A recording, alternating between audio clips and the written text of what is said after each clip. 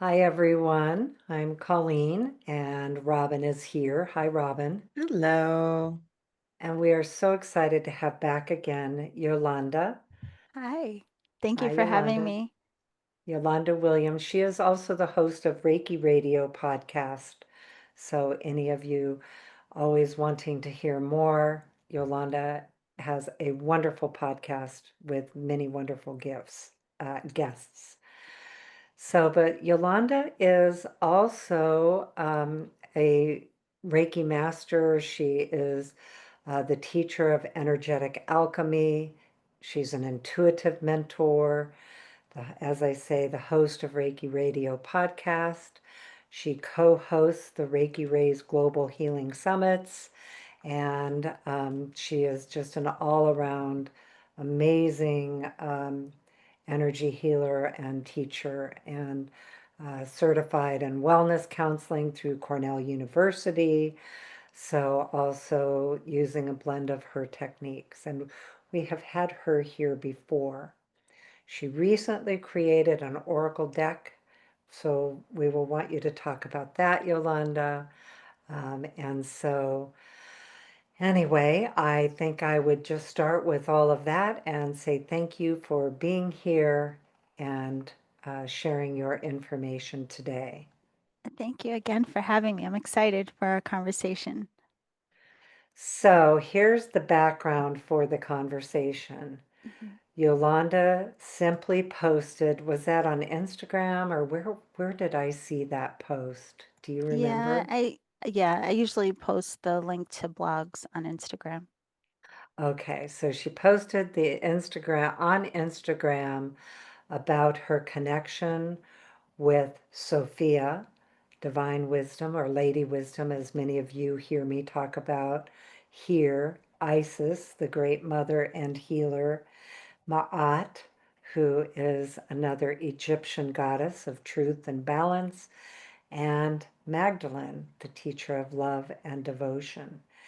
And so when I read that, Robyn and I have been hearing from these beings also. Like they have been coming in so strongly that the moment I read it, I emailed Yolanda and said, please come on to the podcast and let's talk about it. Because I think, well, for me, Lady Wisdom is one that, or Sophia is one that I can look in retrospect, and I've always had a relationship with her. But one day, maybe in the last 6, 8 months somewhere, just came in and she was like, hey, I'm talking to you. Like, Yes. hello, please hear me. And her teachings have been so powerful, and yet I'm still receiving them and learning them and what they actually mean. And so when I saw you talking about it, I was like, okay, we have to talk about this. Yeah, it's interesting even the timing that you say because I some energies it seems like they come almost in a whisper, just letting you know that they're present. And that's what was true for me with Sophia and Magdalene. So years ago, I had the presence of Magdalene come in, but I wasn't that familiar with her. And so I did some research, and there was a book. I think his name is Tom Kenyon. I don't know. It's a channeled book, Mm, the Magdalene manuscript. yeah. So I read that book, and I remember I literally had tears coming from my eyes because something about reading it just felt like memories resurfacing. and and then that was the end of it. And I never really connected with her again. And this was many years ago. And then Sophia, it was the same. Like I could kind of sense she was in my knowing, but again, didn't know much about her. And then I did a little bit of research on some Gnostic translations of who she is. And again, just kind of left it alone. But this year, for some reason, both of them have come through more strongly. And so it was finally like, sit your butt and listen. And so, and I honestly had a little bit of not hesitation, but questioning because the Egyptian deities came to me so early on and have been very consistent in working with them. And so it was almost like, in my very human mind thinking like, oh, well, this is my group. This is who I work with. And so with the other two coming in, there was a little confusion for me. But it's interesting to hear your timing with how more clear that, Lady Wisdom is coming through for you because it's been the same. It's only in this year that those two have become more loud. Yolanda, you have to tell the story that you told me before, Colleen. You had before we started the recording, and Colleen, you had to go do something really quick. So about the blog. Yeah. So I was telling Robyn that, you know, Reiki Radio I've been doing since 2013, and I talk a lot about Reiki, and now I interview people, but I don't talk about all of my experiences. So I'll mention here and there that I channel, but I never say who. I'm not very specific about who I work with or what they say. People in the alchemy circle, they do have exposure to I channel in class, but I still don't specify this is who it is.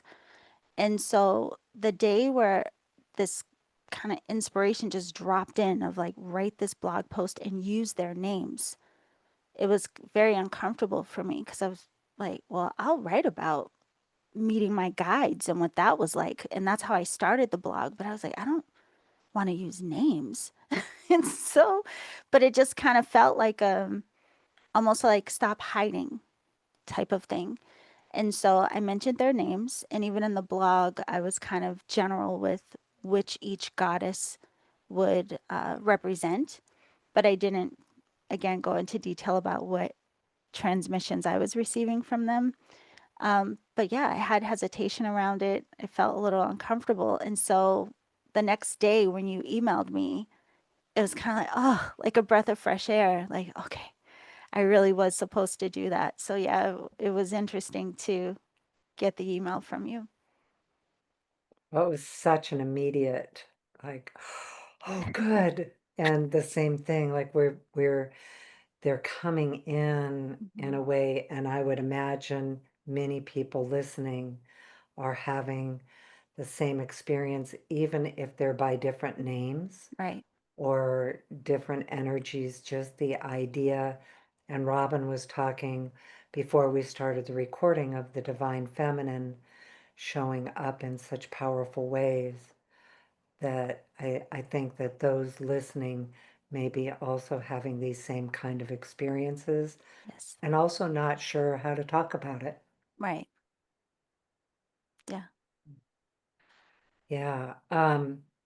So let me just share a little bit about how Lady Wisdom has come through, and then I'd like you to share, if you will, Yeah. some of what she's showing up.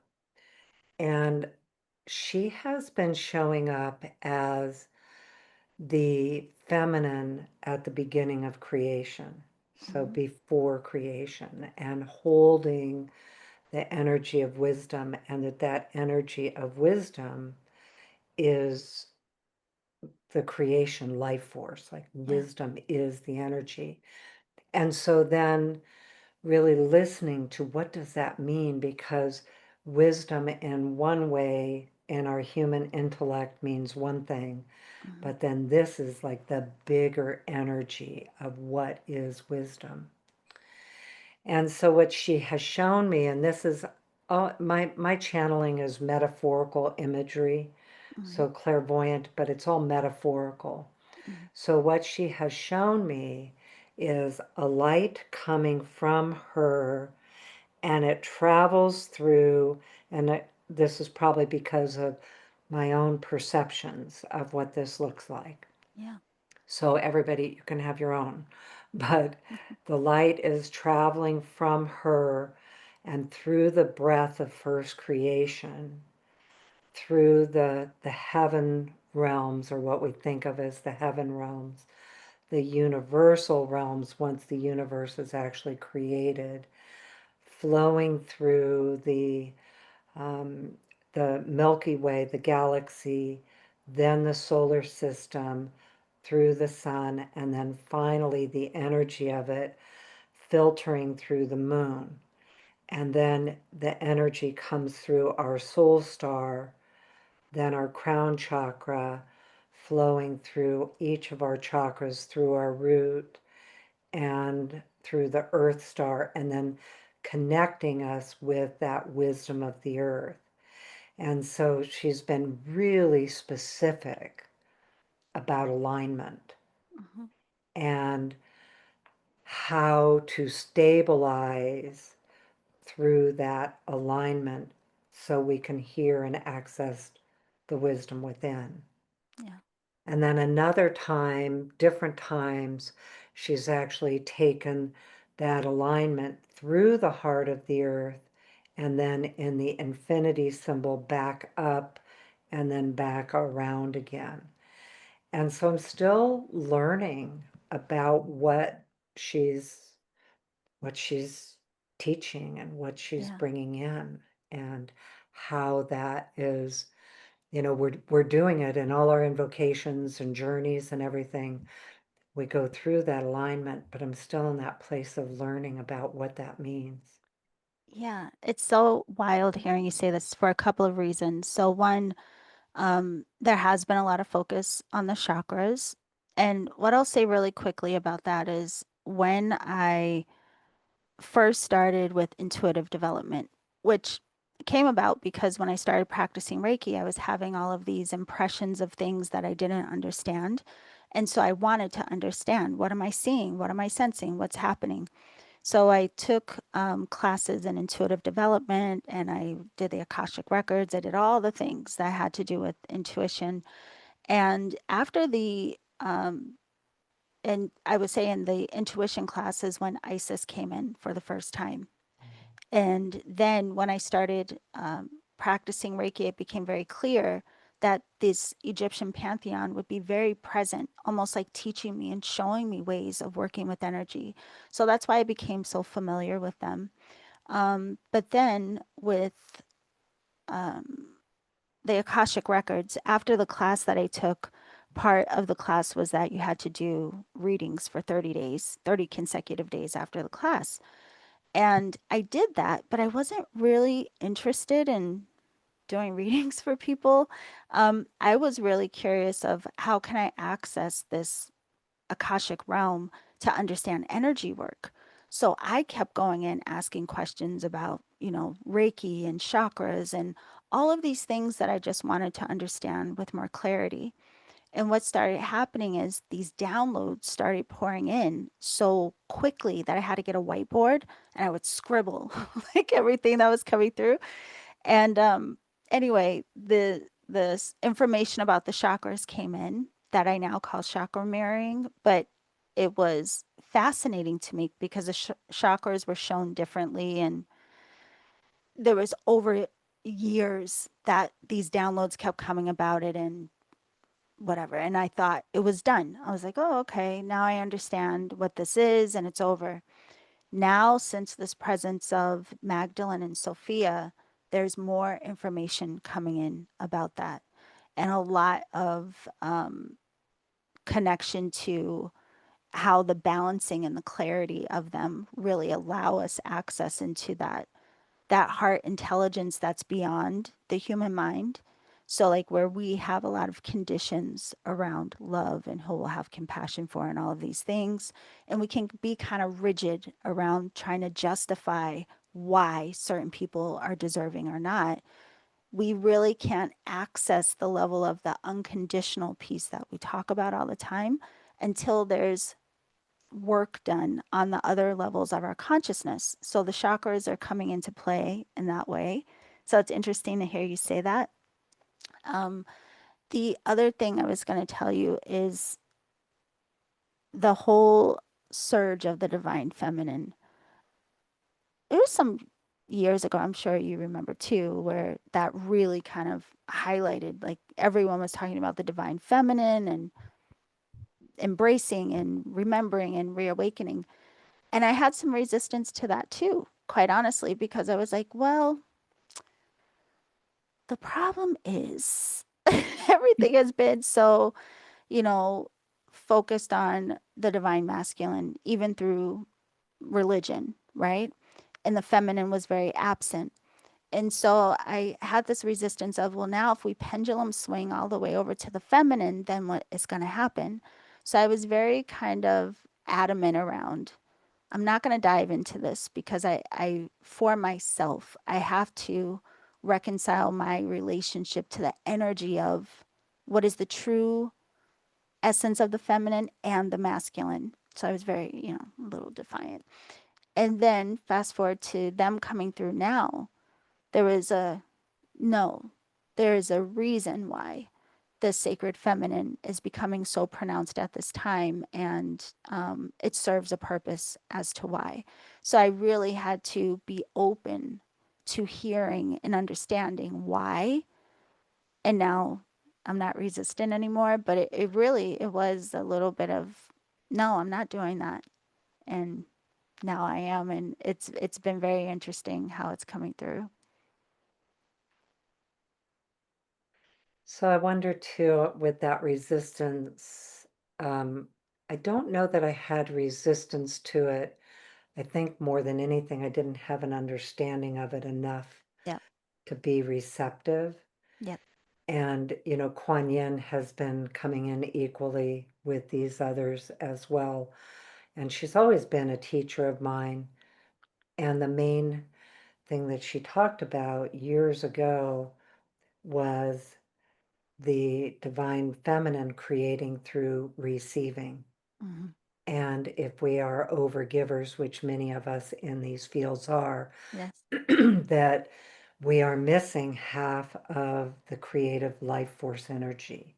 Hmm. And I think the other thing that bothered me with some of it was the criticism of the masculine Yeah. also was like, well, there is a divine masculine or a sacred masculine that is also equally trying to come through Right. in a balance. It's like we're looking for that balance. And Hmm. I know I saw that you just interviewed Francina, Yes. and we did too, and talking about the yin and yang of Reiki Hmm. and the balance and how Reiki is that balance. And I really believe that Reiki has been teaching us how to receive Yes. because we receive it to give it. Yeah. And I wonder if also that has been a part of that resistance is for me it was learning how to receive. Like I really had a block in that area. Yeah. Well, that definitely was something that came up as an area I had to work on within myself at the start of Reiki. Because, when you start practicing, which I didn't know was going to happen, but a lot about your own conditions start to become very apparent for you. And that was one of the ones that I had to really work through. But I think what my resistance was similar to you was because at that time, there was a lot of bashing of men and masculinity in every expression, and so I just felt like that can't be right.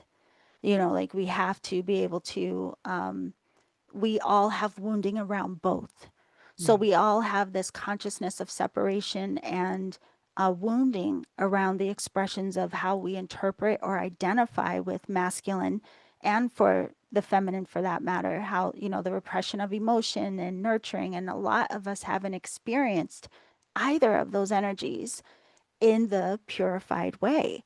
And so that's why I was very determined that I wanted to make sure that I balanced both. But again, I think even because of some of my earthly experience, it was very hard for me to fully embrace this idea of this feminine in the way that it's spoken about in the spiritual realm.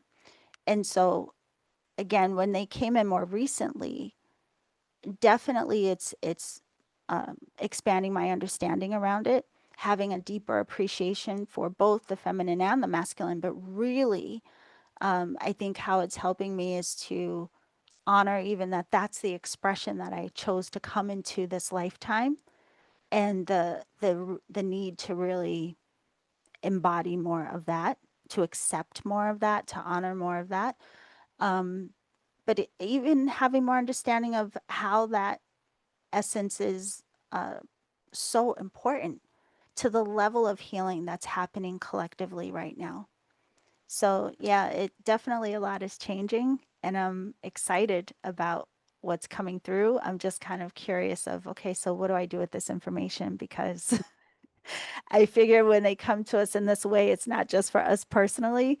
So I'm kind of just, I feel like I'm being a student right now and seeing how it will develop to share. Yeah, in that listening process. Mm-hmm. I agree with both of you on the listening around it and some of the, I would say even for me it was a misunderstanding, but then when listening into it, it was like, oh no, we're talking about the healed versions of these, Right. because the sacred of both the masculine and the feminine and the balance is outside of the human concepts of the words, but also even the experiences of both. Yeah. That it's the pure, as you said, Yolanda, essence of each.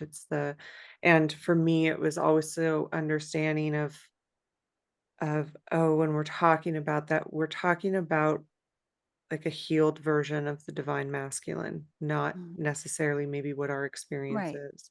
But then also what you were saying about, you know, also needing to have the compassion in that area, but then also like, well, wait a second though.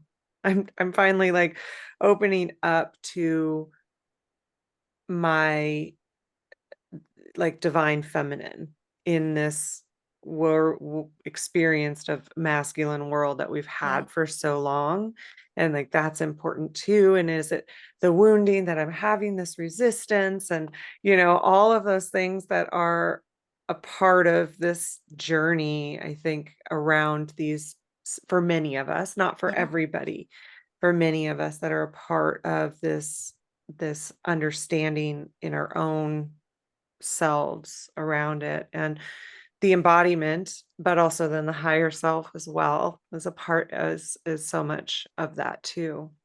Yeah. It's interesting hearing you say that. It reminds me of even this morning prior to meeting you all, I was in my meditation and I was like, what do you want me to know today? But what I realized, a big part of this work is also helping me to soften and surrender in a lot of ways. And I think of how on edge and how, we have this natural tension and defensiveness in this world because of, again, all that we are encountering and all that we see going on in the world. There's just this natural defensiveness and tension that a lot of us carry without even recognizing. And so while in this work there is a lot of talk about presence in your body and your being and surrendering, I mean, it sounds nice, but the truth is, that in of itself is a huge practice because we've gone through so much that would make us feel not safe in body, and let alone be able to relax in it. And so that also has been a big part of what I've learned through these energies, but also the softening, like the tenderness of the feminine that, again, a lot of us are not so familiar with in its fullness, and recognizing that there's strength in that. I think there's been a lot of confusion in thinking that that is a weakness when really it's what um, allows more of the compassion, the love in these things, but it also is what supports us in our receptivity. Like, how can we be these open containers or be so receptive, like you spoke about, Colleen, if we're not, we can't even soften enough to receive. So that has been a very interesting part of this too. And also kind of slowing down, I think, because again, in this realm, I think a lot of us go through a phase or a cycle of thinking it's going to be quick and fast and I have to hurry up and I got to get it right and I have to be perfect. And, again, conditionings of our society. And there's so much around this energy that's like, hey, slow down. Just slow down and witness and be with this intelligence and really be an observer and be more, again, more receptive and passive, not in the way that we put a negative connotation around. Um, yeah, so it's definitely, it's funny you mentioned yin and yang. Like that's what it reminds me of, like really going into that other side that we've become more familiar with. Go ahead, Robyn. We both saw our mouths open like, yeah, I also, as you were speaking, Yolanda, just that, that softness, and then what you had said earlier about that unconditional love.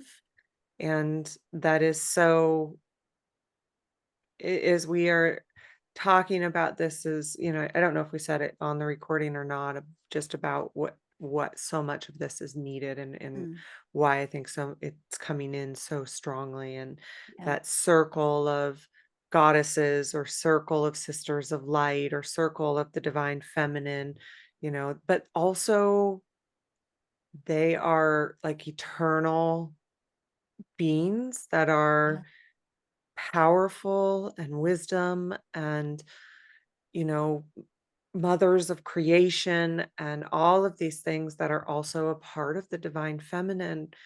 But then too, a piece of that softening, not just for ourselves, but the unconditional love and compassion, and how much that is needed, because it's like we need that right now to move through these times where there is a really big feeling, and also evidence of what feels like the opposite of yeah, that. And how do we bring that back into balance when it's like,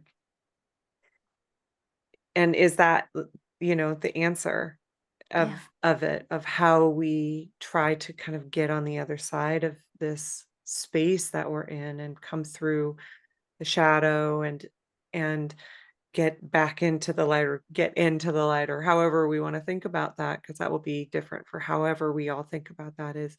Are these frequencies of compassion, are these frequencies of unconditional love, these frequencies that they offer, and yet the power in which they also hold. yeah, Because like you said, it doesn't mean that it's weak. It doesn't mean, I mean, these goddesses are eternal beings, right? right. That hold infinite power, and Hmm.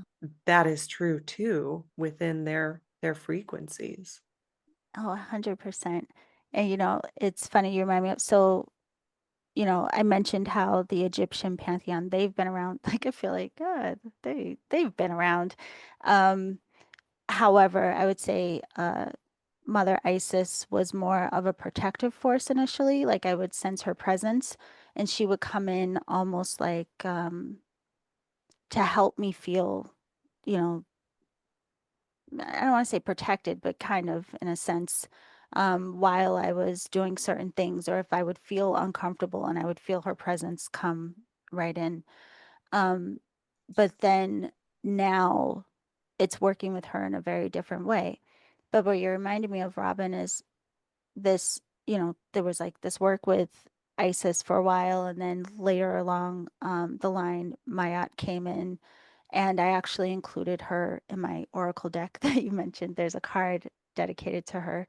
But then with Sophia and Magdalene, they were kind of pushing this year of making their presence more known. And I, again, didn't fully understand why. And I was open to, okay. But again, questioning in my mind, like, how, why? Like, how do you even have this connection? And so then when I started Oracle School, which by the time this comes out, it'll be over, but Oracle School started about a month ago. And I got this very strong knowing that the all of them, the four of them, were going to be very much involved in the work we were doing. And I thought, like, well, that's interesting. Of all classes, they're coming into Oracle school.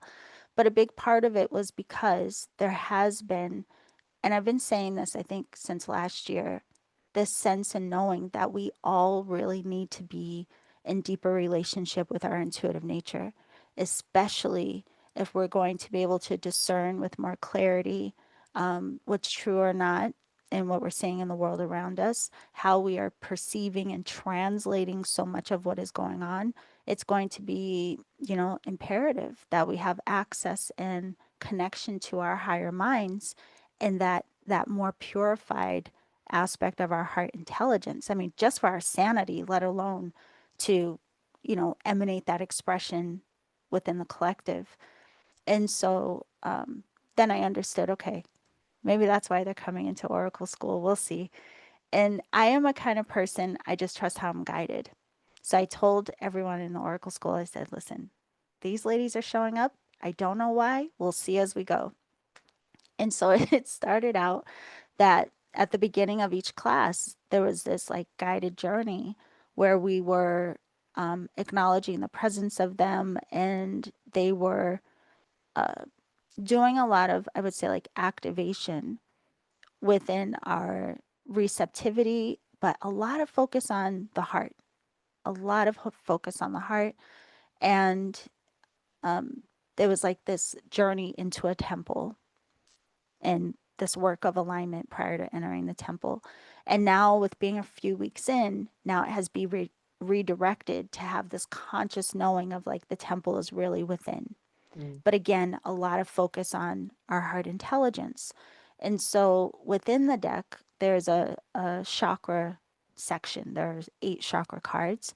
And so even when we were going through that portion of the cards, there was a lot of emphasis, just even to your point, Colleen, about um, the significance of these energy centers and the significance of being in relationship and awareness of what we're carrying within our consciousness.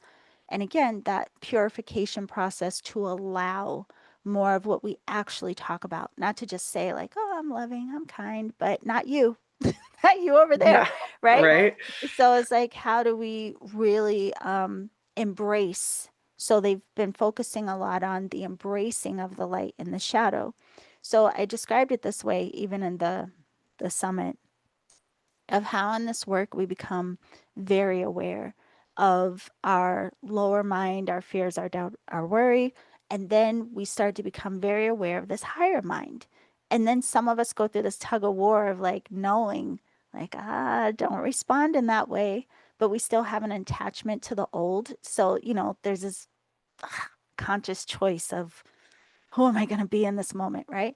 And so we have this like this clarity of the more we choose to surrender to how we're being guided by higher mind, we resist less of the tug of war.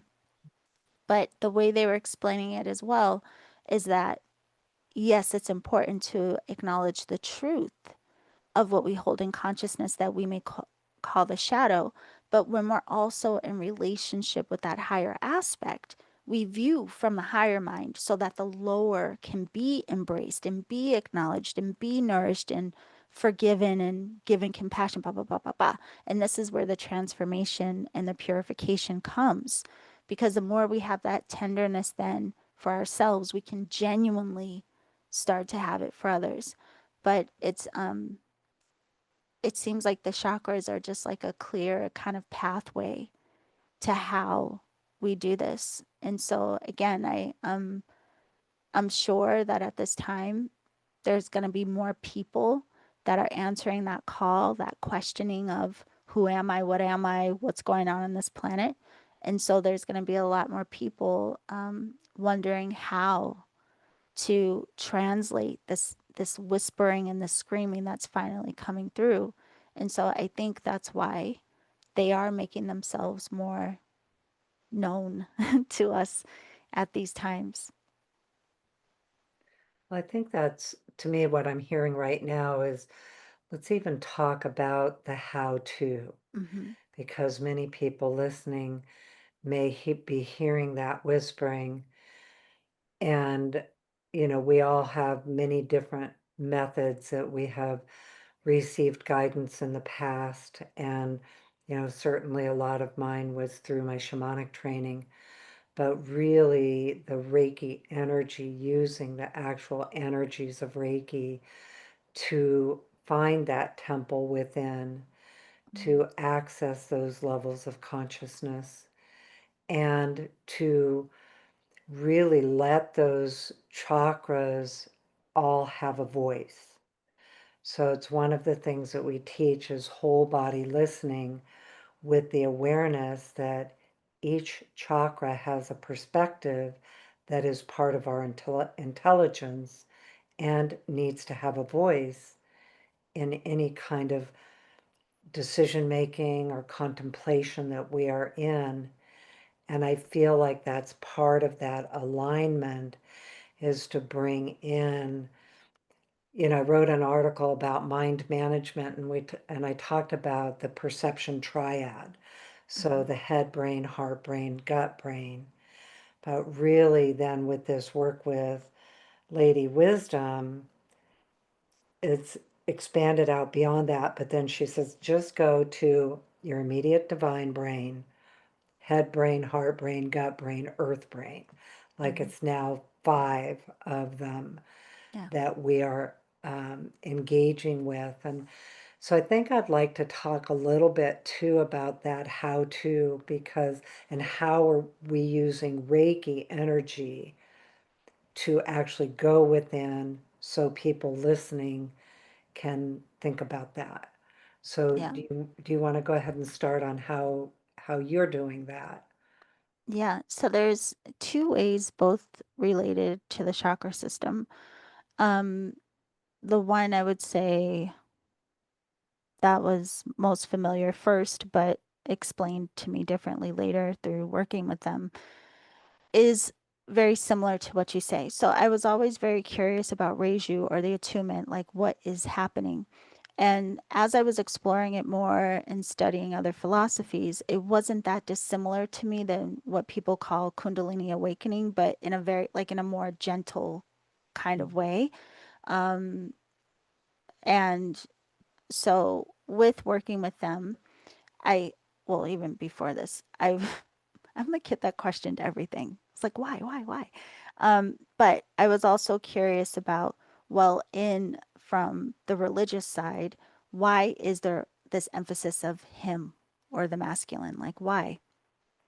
And so I was asking this in a meditation one day, and it was coming through something kind of like how it does reference the essence of spirit that is related to consciousness, which is more of the masculine. And yes, there is this absence of the sacred feminine that is the container, but it's like the sacred masculine needs the container to express and work through. So I was this was part of the, I want to say, initiatory relationship between the feminine and the masculine as it was being explained to me. And then with, like Reiki and with what we're talking about, then I started to get these impressions of that intelligence that we would think of higher divine consciousness would almost be like the sacred masculine coming in down into the hara, the lower dandian, into the sacral, the sacred feminine, to impregnate the womb of consciousness. So it was like the meeting of the masculine consciousness and the feminine consciousness finally coming together. So you have this like unified kind of intelligence coming in, and now there's two.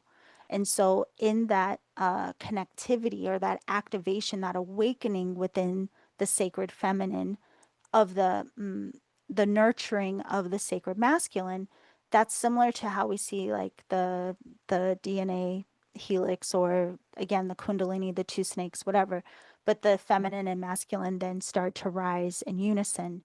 And even with that, there is this impression of the feminine and the masculine both being present within each chakra, similar to the yin and yang that we see, right? So anyway, so this feminine and this masculine um, kind of come into connection, we'll say. and then start to rise into this illumination of now this triad of the feminine, the masculine, and the sacred child, the awakening. And of course, because of who I work with, there's like an Egyptian flair to it. So it was like this whole like child of Horus, the awakening, the illumination of that like third eye intelligence. And so it was the then in that space, that illumination is like the awakened child, or the, you know, us though, as the awakened child, as our feminine and masculine are coming back into sacred union. And then together, this triad does this descent down into the opening or the awakening of the sacred heart. But then the descent continues to go down. So now there's this unified awakening of body or earth or feminine intelligence. And as it rises again, so you see, there's kind of like similar to what you said before, there's a down and a up and a down and, you know, going back up again. But the context of it is to awaken and allow, again, this harmonization of the the phases of it is almost like the awareness of our feminine, our masculine, the awareness of our light and our shadow. And then there's this unification that starts to happen between the two, but we're working through it. So it's like from our end or our perspective of it, this is when things start to come into our conscious awareness and we start making conscious choice and we start doing the refining, or as my teacher Franz would say, the polishing of the diamonds.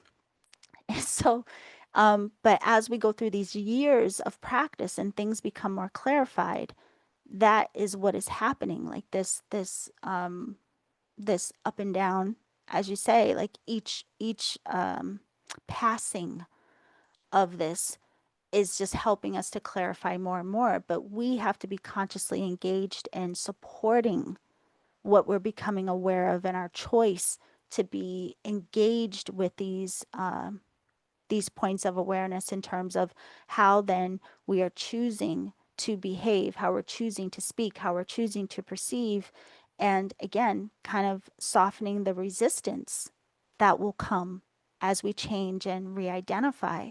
So for me, now I often talk about Reiki at this point, because listen, you know, as we practice, we keep understanding it in new ways. But for me, it really has become this highlight of a re-identification. I think Reiki really helps us re-identify, re-know, re-understand ourselves and everything around us. But these goddesses and this sacred feminine is really coming in to make that more clear and not so ominous, and really lay out what is happening to satisfy our analytical, but at the same time to help us open up to the intuitive. I feel like I said a lot. Sorry. No, that's good. Okay. I think, you know, when you were talking about there's a couple of things. So I think one of the things that I've kind of been hearing throughout this conversation is also this aspect of listening, Mhm. and listening on all of these different, and both of you have said it in different ways, and is listening in this process. And whether you're listening to all of your different minds, whether you're listening to your inner truth, whether you're listening to these deities, whether Mhm. you're listening to others, Yeah. all of it is, and listening to me is a form of receiving. So, and I know that this is, you know, hearing the aspect behind the idea that listening is a divine feminine trait, because it is that trusting, this open, not that it's not a part of the divine Yeah. masculine either, so I don't mean it that way, but that listening is this aspect of opening, trusting, receiving. And when you're listening on all of these different ways, and listening to those that have the wisdom that have come before us, and so these goddesses coming in with this message that is helpful to us to read that place where we can be in resonance, that place where we can, like, oh, this is the wisdom that you have to share for me as I am in a place that I can be receptive to it, even if Yes. that's levels, right? Yes. Even if Yes. that's years, even if that's growing, even if that is where we've had enough time, maybe with the Reiki energy, where we've had enough time where we've been in that place of remembering, or maybe even some reprogramming, all of those things that can be a part of this process that I think is such an important and valuable, um, I don't want to use the word skill of this idea of listening, because I think it's deeper than that. I think it's this receptivity, because like you have said, I'm in this process of listening to what they have to say. And that's a deeper aspect of than just like our active listening with our ears, although it can be that too. Yeah. And I know that's one of the big skills that like, or one of the big things that we talk about in, our stuff as well, is that it's kind of even, it's like in the beginning of our of our trainings of like, going into that, because it also really involves, like you were saying, with that kundalini rising, with all of this, whether it's the chakra work, all of these different ideas and aspects of these larger spiritual concepts that you see, that unity within them, or the similar themes within them, even though they go by different names. um you are in that process of it at all Yeah. times, with your listening to your inner truth, which is always first and foremost, in that understanding. Oh, yes. No, 100%. And you remind me of, so the way that the chakras were explained to me, like I was mentioning to you before, that came through in channeling when I wanted to understand a bit differently. Uh, I just want to see, I might have an image of it in here, I think, just to show you, but I want to tell you because it goes with what you're saying. So it came through like this, where the chakras were in a circle, Mm. and the heart and the soul star are directly across from each other. But you have like in order, you see root, sacral, solar plexus, heart, throat, third eye, crown, like they go in an order. But in this way, they're directly across, where you have this correspondence between the upper and the lower chakras, right? So we can think of it as like the feminine and the more earthly expression that has a corresponding divine masculine and upper expression. And the way that it was coming through more recently, because this came through years ago, and I just thought like, oh, this is cool, whatever, right? And initially it came through, I would call it the energy of evolution, which is what I call it in the deck, because I saw it as kind of like we incarnate in from the soul star, we come into root, into body, then we come into sensation within the sacral, then we come into identification within the solar, and and so on all around. So it's kind of like, oh, this process of evolution of our human experience, only to return back then to the soul star. So it was circular. And then much later, it came through of the correspondence, and recognizing that directly across from each other was the above and the below. And so, again, that relationship between even the feminine and the masculine. So I thought, okay, this is interesting. That's cool too. And the way that it came through then, like the image I just showed you, so the root and the crown are in correspondence to each other. It's the top and the bottom. And the root and the crown both have to do with connection, but connection in two very different ways, right? So we have the root, where we're connected to body, we're connected to earth, we're connected to all of the intelligence around our safety, survival, but more emphasis on connection into our body and this presence into the earth intelligence. Whereas the crown is more concerned with our connection to all there is, divine intelligence, right? So you have this then correspondence between the need to have awareness of our connection above and below. So, in this way that it's taught, it's not linear like we go from root to crown. We start with connection. So, connection with root and crown. And, there's more to that, but we don't have time for all. But anyway, so from there, once we really establish, and funny enough, later I also realized this does mirror the system of Reiki in a way where we start with level 1 with a lot of focus on the physical, and then you'll see how it corresponds, right? So we have this this correspondence between connection above and below. And then if we come up one chakra to sacral and down one to third eye, now we're looking at how we perceive. And this is very important for our relationship to exactly what you were saying, Robyn, how we listen and how we translate everything that we take in on this plane. Our connection is going to matter first, because our connection and our groundedness to self and our awareness of our connection to all there is going to have a huge impact on how we translate what we perceive.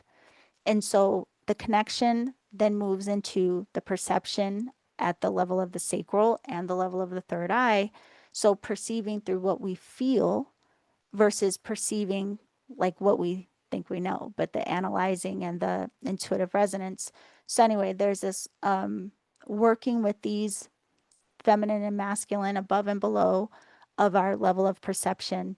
And then we move into projection, which is then the throat and the solar plexus. Again, this correspondence of how we project in a basic way, how we're seen and heard. But of course, there's more like technology beneath the intelligence of our our solar plexus and our throat.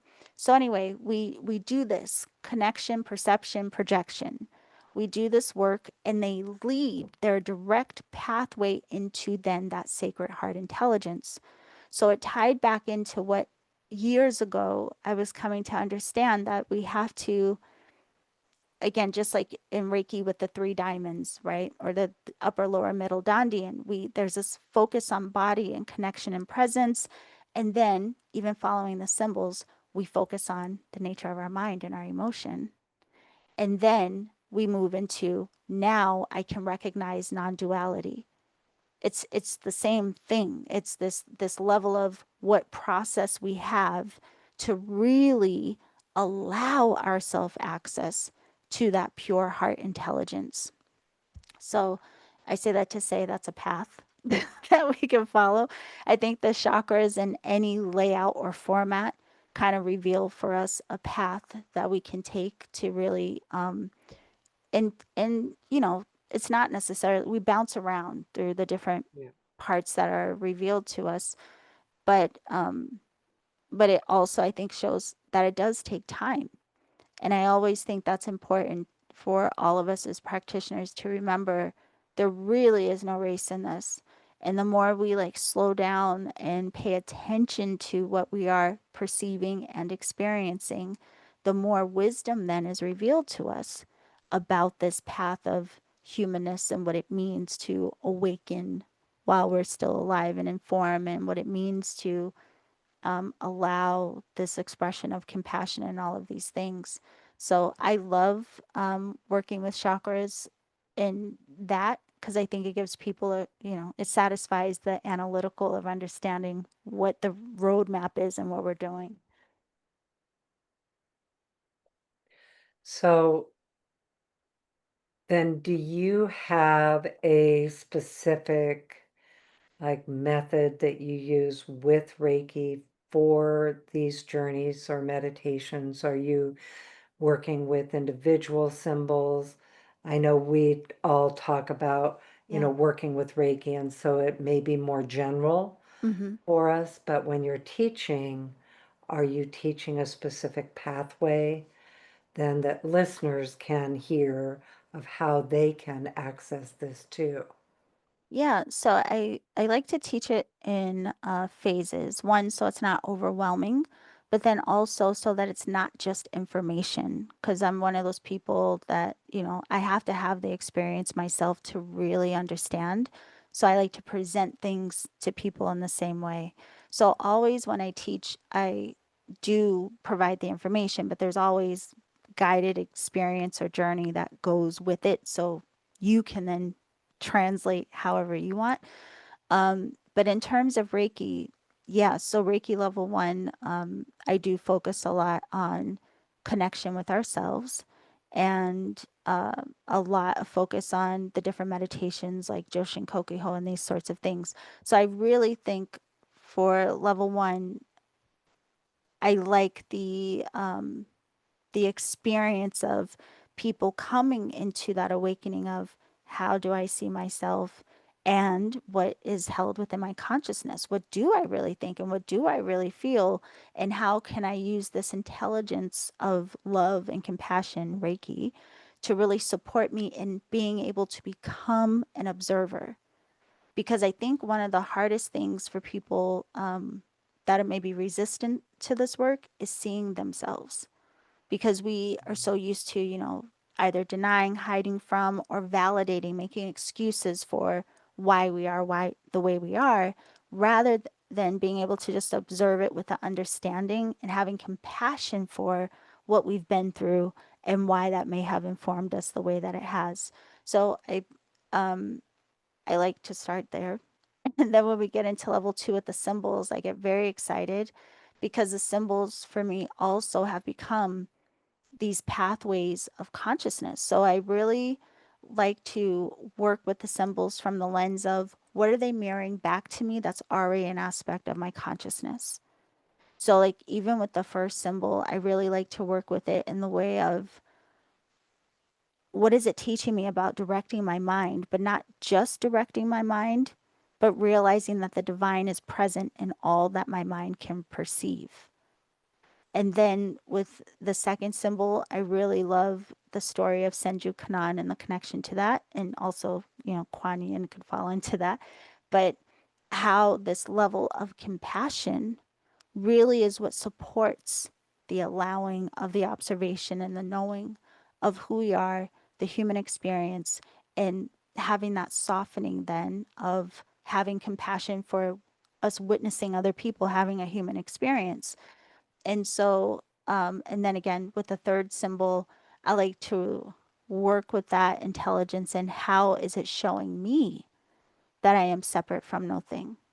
What is really the way that I can work with this to realize that? So when I do distant work or in kaku, that is my frame of mind, is like really allowing myself to dissolve this illusion of separation and rather recognize, like, wow, how cool is this that we're not separate no matter where the person is in the world.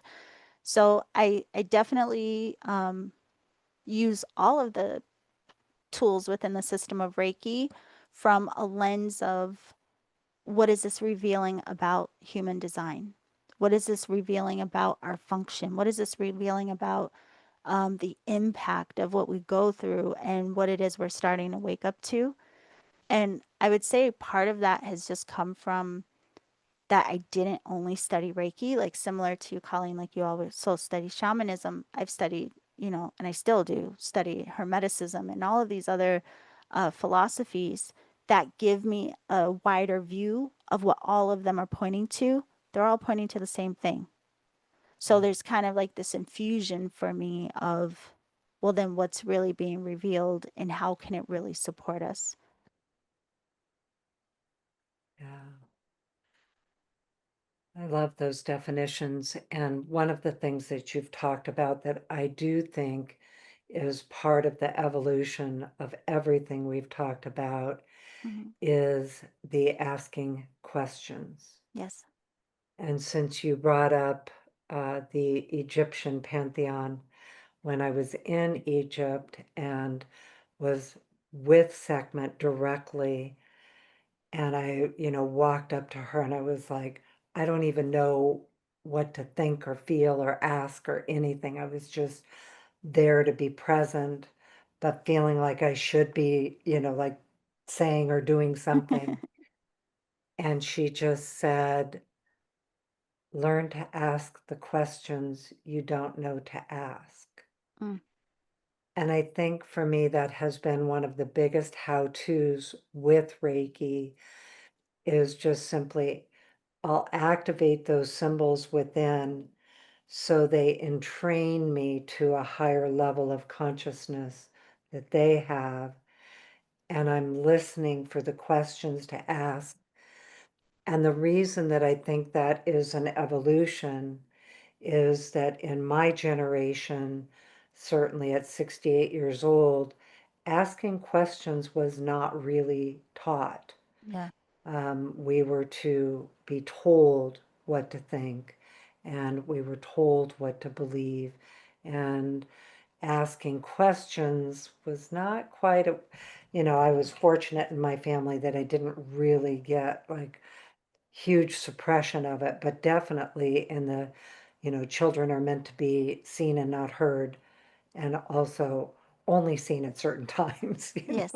It's like get up, get outside, play, come back and at dark, Yeah. and then listen to what you're being told, Mhm. in school, in religion, and everything. So I do think, as you were talking about, I question everything.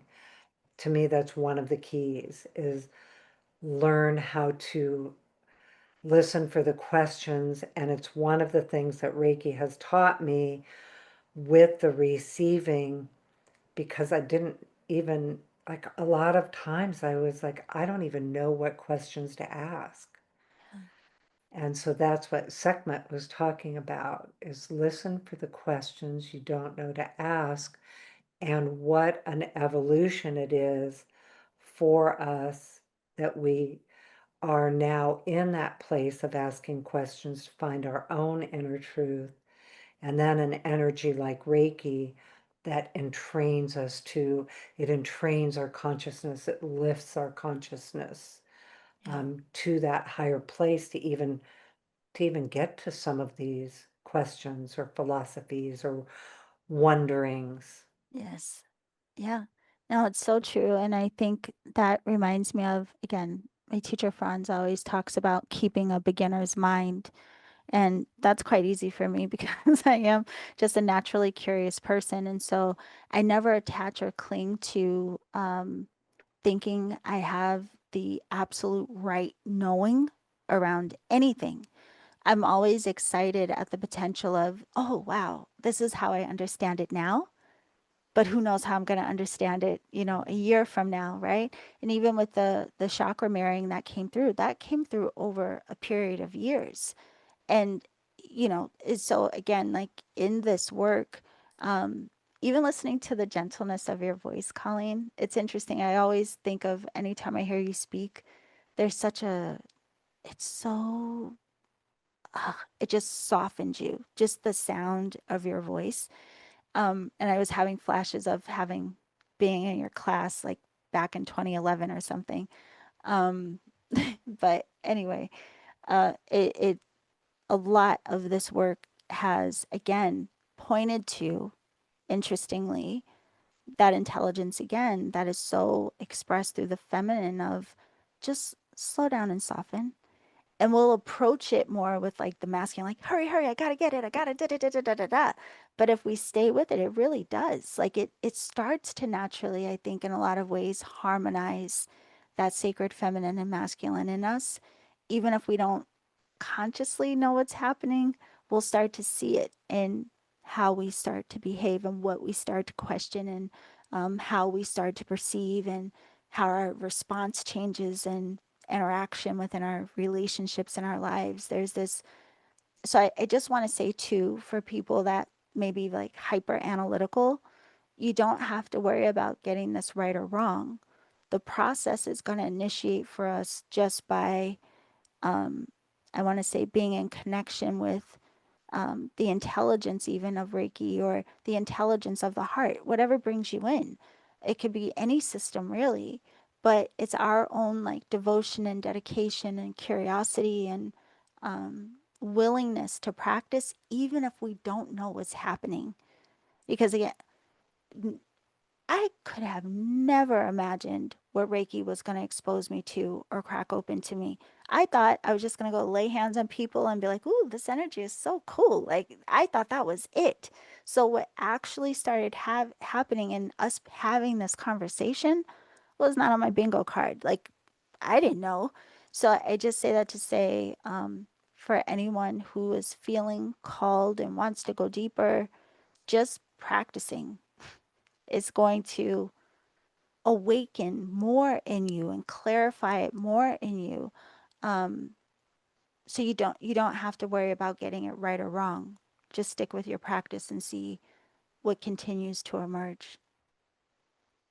As you were talking, Colleen, and I don't know what I think about this, but I was hearing, well, and the questions are the masculine balance to the listening, the receiving. It's like, Yeah. that's interesting to think about because it is one's the doing, one's the Yes. receiving. Yeah. Yeah. That's interesting. Mm. I think too, the other thing for me is the practice. The practices are a daily practice, whether I am sitting in a dedicated moment or, hour to or half hour of that practice, or whether it's while I'm walking Hmm. or doing dishes or, even talking to somebody else. It's Yeah. an openness to the practice, however I am in that moment. Yes. Yeah. That reminds me again of like having that awareness of the aspect of us that has been so conditioned and has a lot of attachments and a lot of whatever it has. But, and then having that awareness of this higher expression. This is the thing too, because, even now, after years of practice, there are moments where, someone will say something, I'm triggered, and I'm like, what?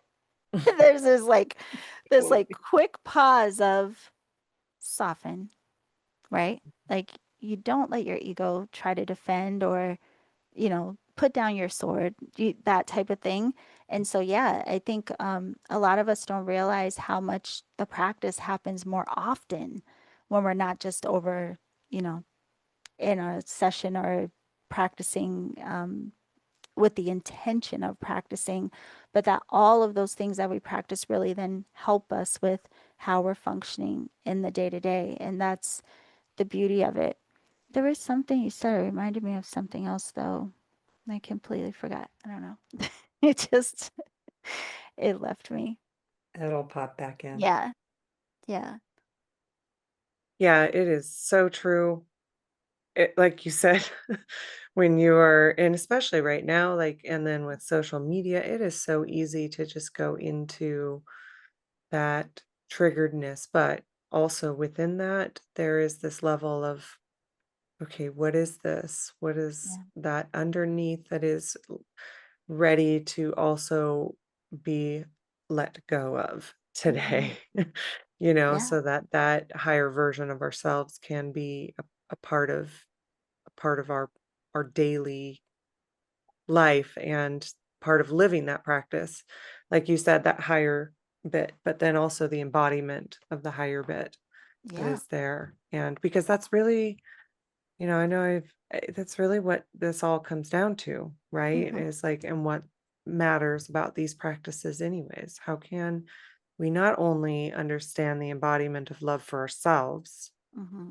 first and foremost, because we have to for ourselves in order to be able to do it for others, Yes. but then how do we be that embodiment for others? And it's none of us, even the maybe not the ascended masters, but even those higher level beings that are on the planet, Yeah. they say they're not perfect at it either. So Yeah.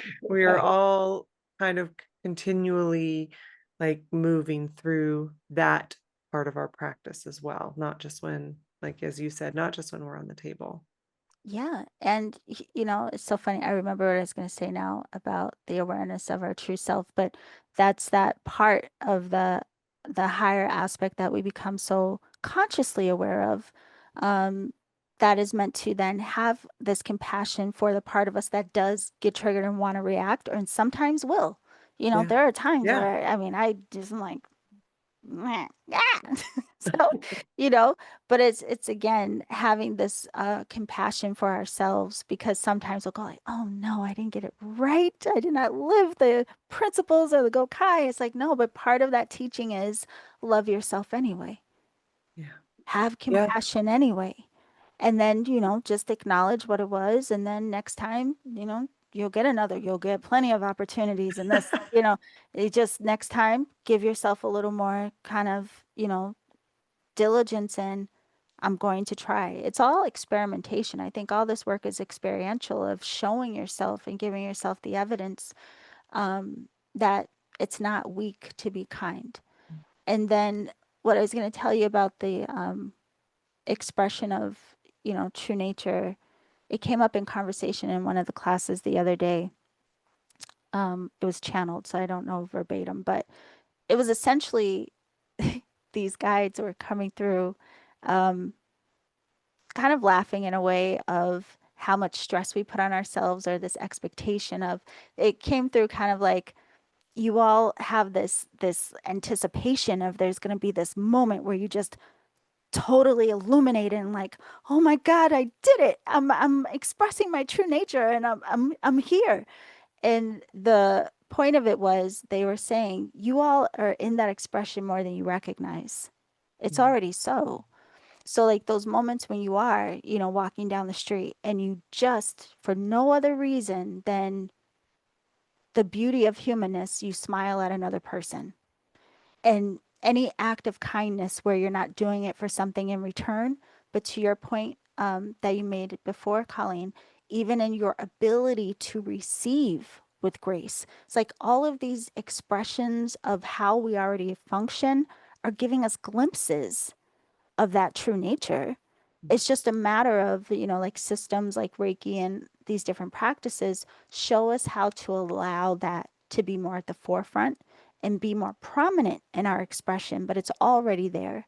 So they were just saying it's very important for us to recognize it's not like, we're going to get this cookie and like, now you deserve true nature. It's there, and you see it all the time, and we feel it all the time when we're watching something, and we have this deep connection of feeling and empathy for a human we don't even know.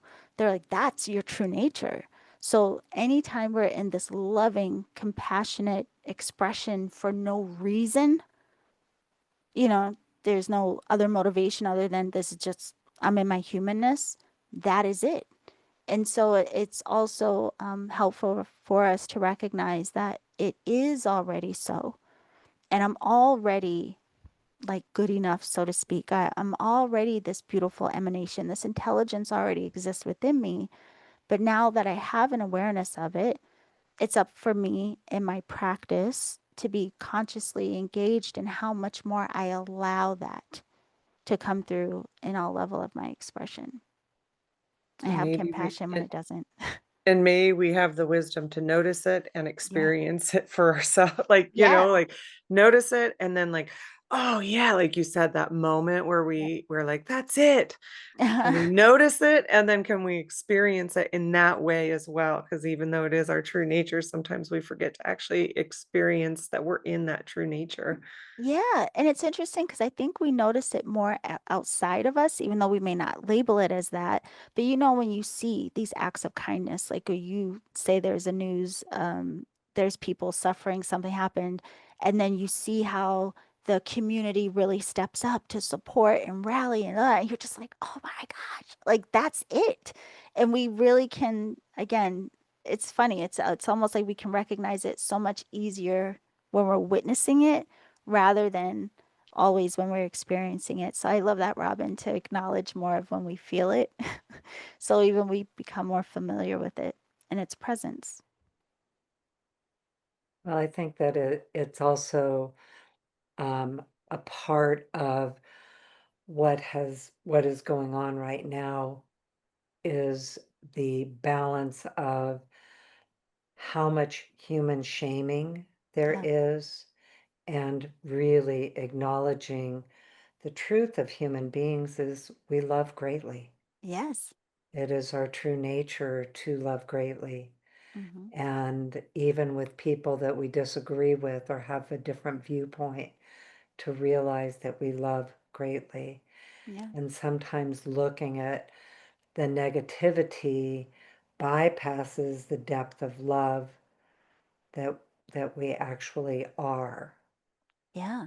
And the thing is so interesting. I really think about it because when there are certain, we'll say, figures in the world that I may be triggered by, like I'll really have to sit with myself and think, they're nice to somebody. They love someone. And probably a lot of what people do that we disagree with, that person is doing it from a space of really thinking they're right. I mean, the truth is, they might even think that they're doing it out of love, and they may think they're doing the right thing, right? And it's all perception and it's all relative. And then that goes back to how do we access, with these beautiful intelligences that are coming through, understanding the difference between like the convoluted expressions of what we have defined love as versus pure unconditional love that means no harm from no aspect or direction. Because there really is a distinction between what we say is love and what we do in the name of love, and our idea and projection of what that means is different person to person.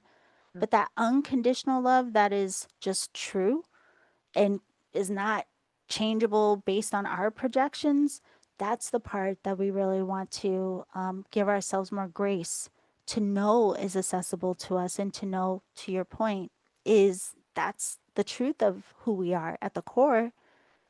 But there again, there's a lot of work on what's expressing through our consciousness that we have to be honest about and recognize in order to allow the transformation and the healing that we always talk about, so that we can not only access it, but know that it is us. And it's more than that we deserve it. It's literally the intelligence that we're all of.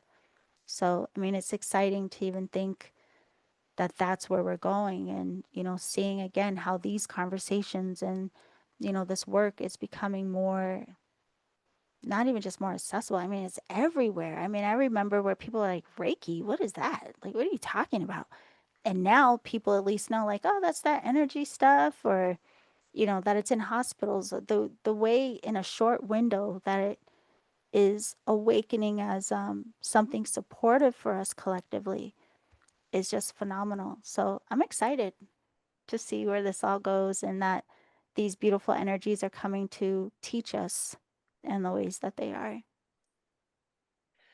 Back to the goddesses, and how they called both of us to have this conversation, Yeah, and wondering, both of us, for those listening, all three of us were like, well, what is this conversation going to be about?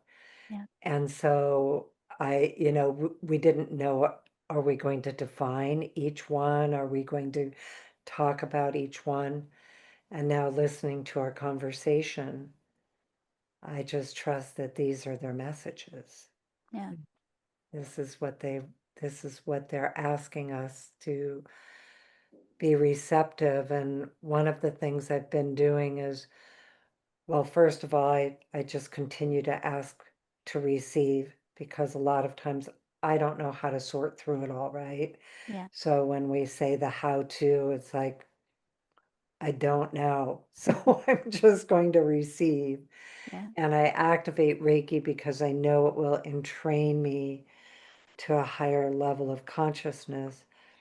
But I have been actively inviting, receiving curiosity, which you've yeah, mentioned a lot of how curious you are. And I think that is like one of the things that is part of the forgetting, that we can, as we get older, maybe start to forget some of that curiosity that we have with childlike wonder, where, mm-hmm. like I watch Robin's daughter, Luna, is just curious about everything, like everything. And, remembering to allow curiosity to come in. Yeah, And so that has been a big one for me lately with all of this, like just I receive, and inviting that energy of curiosity, and to just empower within and see what comes in from there. And now with these, um, the goddesses, and inspiring us to have these conversations, it's like, okay, this is just for anyone listening, whatever calls to you. It doesn't have to be these. This yeah, is, we talked about Sophia, Isis, Ma'at, and Magdalene. we the podcast right before you, she just got back from the south of France Mm. to experience Magdalene Magdalene. and the Cathars. And we just had a whole conversation, and it was like they're just here to come in, and whoever that is that's resonant with each person, to Hmm. just simply invite it, and then do like Robin said, just listen, and Uh, and like you said, practice. yeah. Well, it's so wild because when you're saying this, it reminds me of what Robin was saying earlier, and really with the sacred feminine, getting into that, training ourselves to just be quiet, like just be still, you know, so that we can even recognize all of the ways that they are in communication with us. But I have to tell you another thing that was so funny, Colleen, is because I don't, usually our algorithm will push, whatever we're interested in or what we look up. I don't Google Magdalene. I don't, nothing. So, just a few days before meeting you all, it came up in my YouTube feed, this woman being interviewed about Magdalene. And this woman, has studied her intensely, and she wrote a book and all this, da da da da da. And I'm listening to the interview, and I was like, wow, this is fascinating. And something popped in my head, like, you have her book. I was like, what? And so I go to my bookshelf and I have the book. So the last 2 days, I've actually started reading this woman's book, and apparently it's really popular. It's called Mary Magdalene Revealed, and it's fascinating. Um, so yeah, it's very interesting. Again, the way that they will present things to you, and getting to know them from different angles. Because again, I love to read. So that's one thing. But again, because of just the nature of who I am, I also need direct transmission. Because I'm like, you can give me inspirations through other people, but you also have to communicate with me for me to really go like, okay, I can relax and trust this. So it's been very interesting, and I'm very excited to see what more comes forward with the three of them. And interestingly, they all point in some way, in different ways, but to our heart intelligence, but also the sacred act of awakening to our higher consciousness or these sorts of things. And I think a lot of people are starting to have more experiences of remembrance of working with them in other times. So that's also very cool too. Yeah, the with Magdalene, as I had Mary Magdalene, as I had told you earlier, the church I grew up with was Yes. St. Mary Magdalene. Yes. And I always had a connection with her, but not an awareness of that connection to the degree that she's coming in now. And then reading the books, and I can't remember the author's name, Robin, I don't know if you know it, but The Chosen One, The Book Mm-hmm. of Love, The Chosen One, and The Expected One, a trilogy. Mm-hmm. And they're novels kind of in the, um, anyway, about the Cathars and its current times in the south of France, Yeah. and going through the Book of Love there. And so that spiked it again. My bookshelf's right over there. I was looking to see if I could. It's on it, but I was looking Okay. to see if I could see the title. I can't. And so that really inspired the, more connection with her. And then the idea of, because she has been kind of vilified Yeah. in a lot of ways, but then I was like, well, how was I raised with her as Saint Mary Magdalene? Mm. And an entirely different viewpoint. So I have not only asked for direct connection, but I have also been researching, like, Yes. okay, who is she and why is she a saint in the Catholic Church? And how, and then finding out that Saint Francis just, I don't know if I know how to say, Pope Assisi. Francis. or not Saint, Pope Oh, Francis. Yeah, sorry. Got the wrong one here. Um, Let me see if I can find it. Oh, Robin, you changed her talked about title.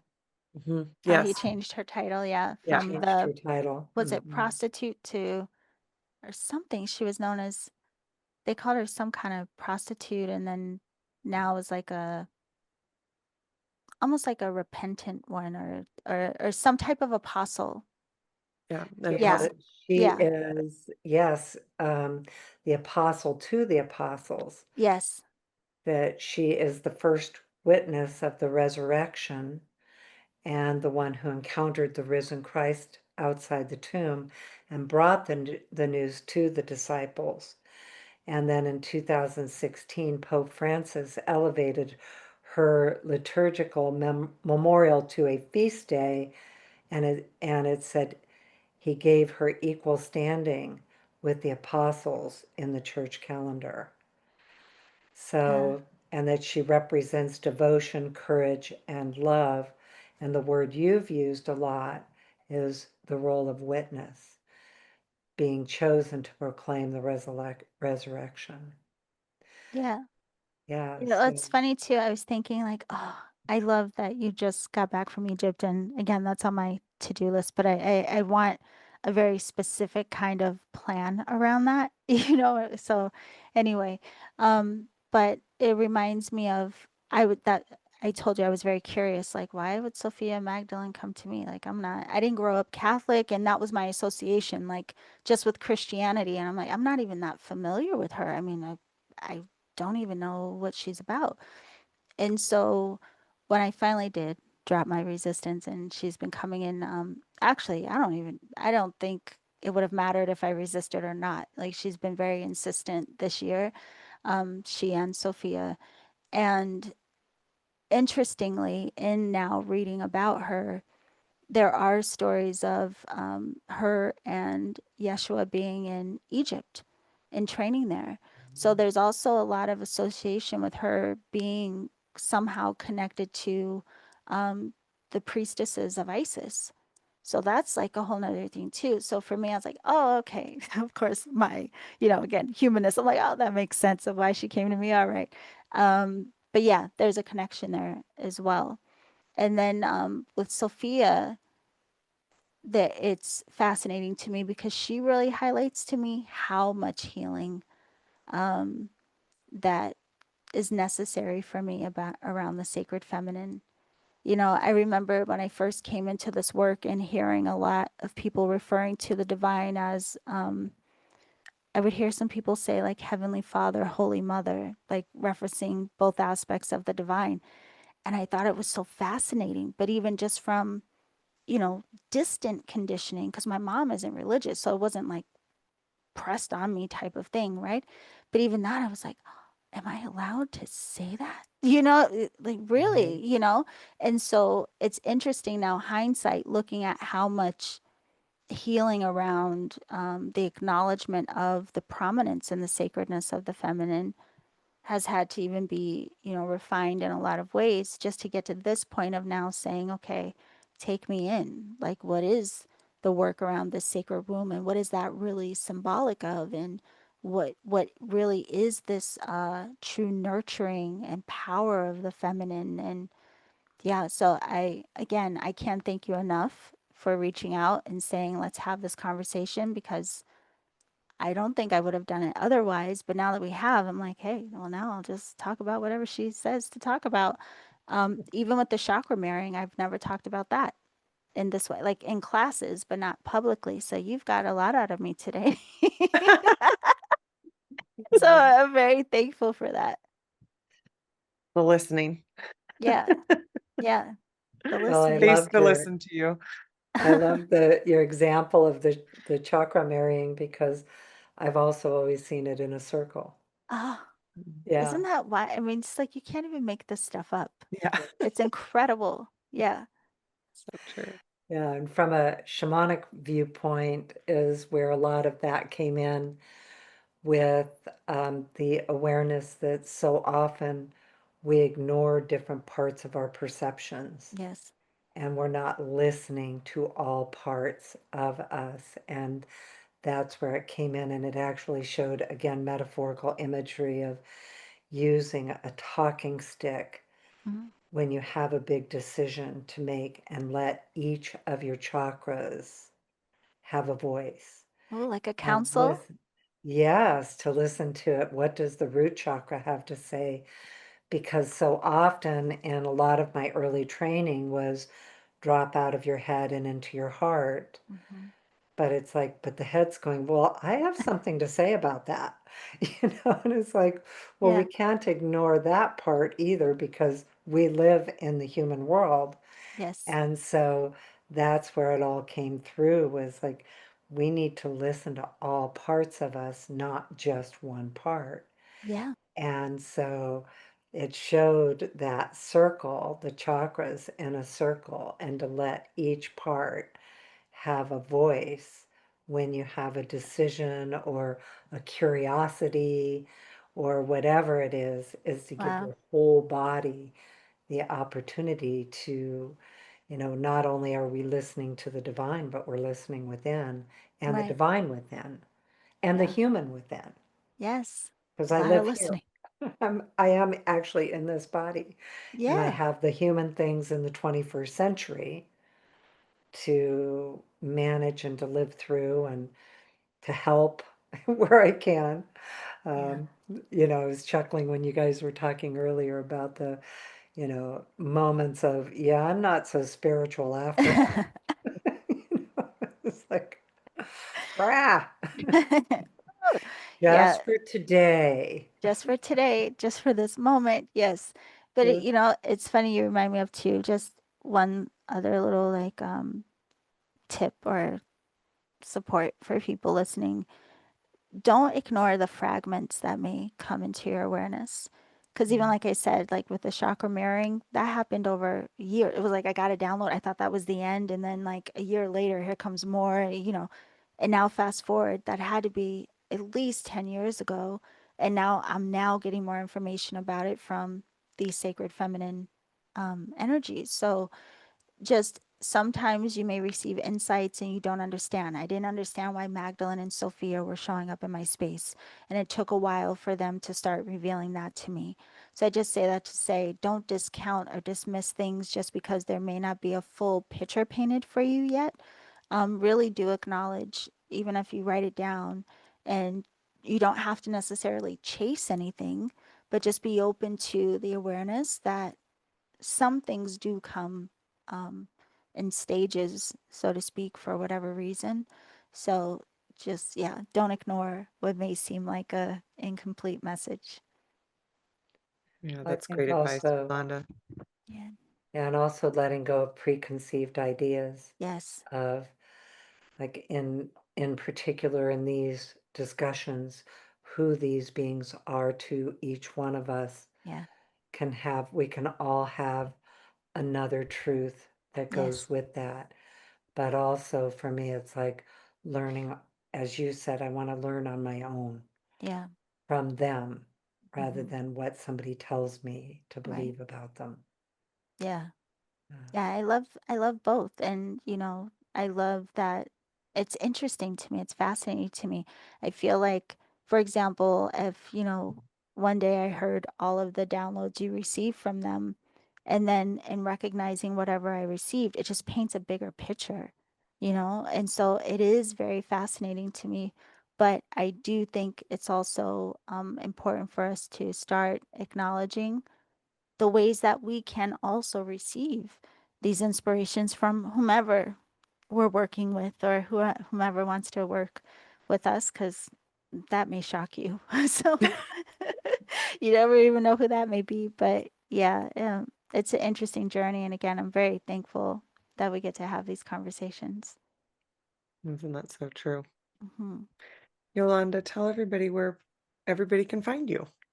Okay. Well, my website is theenergeticalchemist.com, and on Instagram at Reiki Radio. Reiki Radio, you can watch on YouTube or listen on any podcast platform. Primarily, Reiki Radio is me interviewing other people. So it started out me talking about my journey, but if you want to know about my work, most likely you have to listen to me being interviewed by other people. But Reiki Radio has come fun to come and listen and learn from other teachers and practitioners. And yeah, I'm starting to be more social on social media. It's taken me a while, but theenergeticalchemist.com is where you can find everything that's going on. And your classes and your oracle deck and Yes, yes, that yeah. too. The classes in the Oracle. The Oracle, I will say, that was 100% inspired by us and these paths that we're on and everything we're talking about. So that's why, even like I said, there's a section in the deck that is just chakras. There's a section in the deck that goes through the seeker's journey, which is similar to the fool's journey in tarot, because while the chakras explore our levels of consciousness, then we have this seeker's journey that shows us what we will encounter to clarify those energies of our chakras. Then there's the realm of duality cards in there to help us learn how to reconcile between this and that in this realm of duality. And then finally, it has cards that correspond with the elements so that we have, again, more depth and understanding about our elements, like our own mind, emotion, will, drive, determination, and then our connection to earth. So it's a very like practitioner inspired deck meant to help us understand the energies surrounding us, but more so to deepen our understanding about this work. And do you find that is the oracle deck on your website? Yes. Yes, it's on the website. This Yeah, show. I just think I'm like it was such a labor of love. I commissioned an Uh, artist for the artwork, and yeah, I actually at the time of us recording this last week was the 12-year anniversary of Reiki Radio. In 6 years since I commissioned an artist for this deck, but it took a couple of years to create because it all was going on during the pandemic, and she lived 3,000 miles away from me.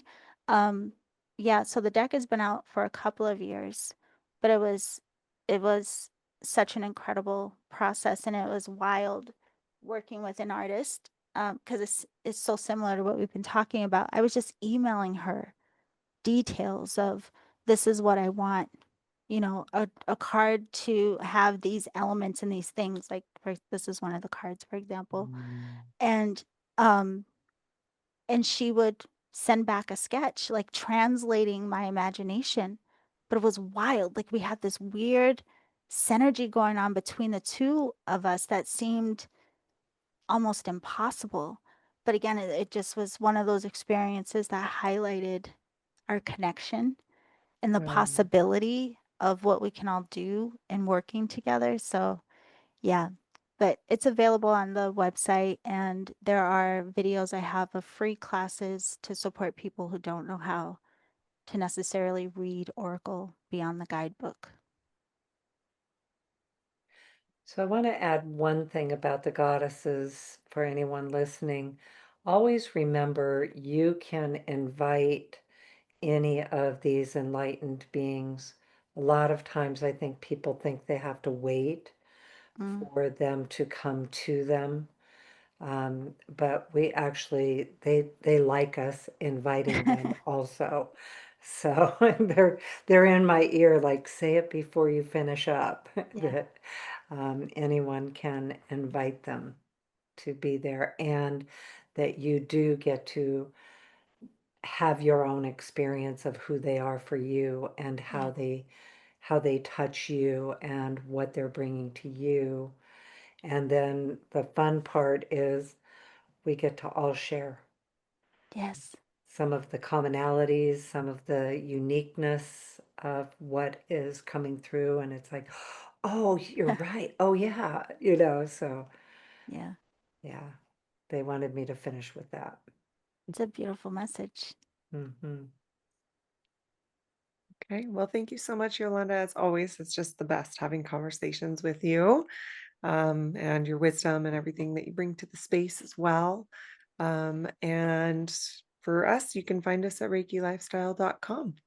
All right. Thank you so much, everybody, and we'll see you on the next one. Thank you, everyone. Bye.